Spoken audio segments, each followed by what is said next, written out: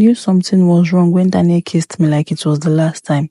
It was a normal night, at least it seemed that way.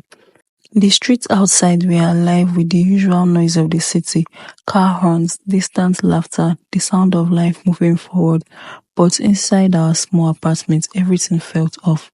He was restless, pacing back and forth like a man waiting for bad news. Daniel, what's wrong? I asked, watching him from the couch. He stopped, looked at me, and for the first time I saw it, fear. Not the kind that made you feel you're in trouble, not the kind that fades. This was something deeper. I need to take care of something, he finally said. I'll be back. My stomach tightened. At this time, he hesitated. Then, without answering, he walked over and knelt in front of me. His hand cupped my face, his thumbs tracing my skin like he was memorizing it.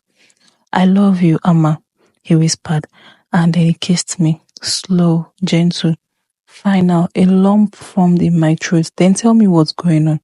He shook his head. I can't. Not yet. And then, before I could stop him, before I could say anything else, he walked out the door. And he never came back. At first, I wasn't worried. Daniel had late night meetings sometimes. He worked odd jobs, always looking for the next big opportunity. Maybe this was one of them.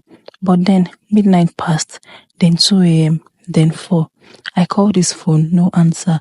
I sent messages, no reply. By morning, I knew something was wrong.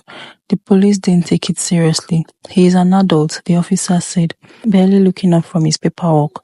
Maybe he needed space. Space from what? I snapped. We weren't fighting. He didn't have problem. He just disappeared. The officer sighed. It's only been a few hours. If he doesn't come back in a few days, then we can look into it. A few days? I left the station feeling sick. Something had happened to Daniel. I could feel it. And if the police wouldn't find him, I would. Daniel's apartment was exactly how I left it.